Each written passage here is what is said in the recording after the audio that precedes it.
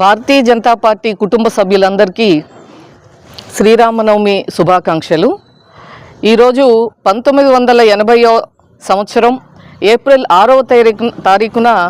మరి భారతీయ జనసంఘ్ నుంచి భారతీయ జనతా పార్టీగా ఏర్పడి ఈరోజు 45 సంవత్సరాలు అయినటువంటి సందర్భంగా భారతీయ జనతా పార్టీ ఆవిర్భావ దినోత్సవం జరుపుకుంటం జరుగుతూ ఉంది. అందరికీ కూడా ఆ సందర్భంగా శుభాకాంక్షలు తెలియజేసుకుంటూ,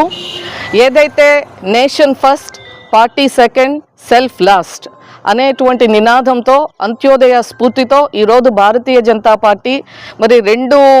రెండు పార్లమెంటు సభ్యులతో మొదలై అది అద్వితీయంగా ఈరోజు వారి యొక్క పార్టీ యొక్క ప్రతిభని విజయ పరంపర కొనసాగిస్తూ 303 పార్లమెంటు స్థానాలకు ఎదిగినటువంటి సందర్భాన్ని మనందరం కూడా చూసాం. ఈరోజు అనేక సమస్యలకి దశాబ్దాలుగా శతాబ్దాలుగా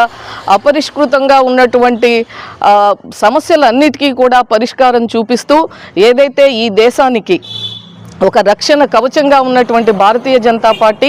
ఆర్టికల్ 370 రద్దు కానీ, అలాగే మహిళా బిల్లు కానీ, ఈరోజు నిన్న జరిగినటువంటి వక్ఫ్ బిల్లు యొక్క అమెండ్మెంట్ కానీ మనం చూస్తే అనేక సమస్యలు మన భారతదేశం ఏవైతే కలలు కన్నదో దశాబ్దాలుగా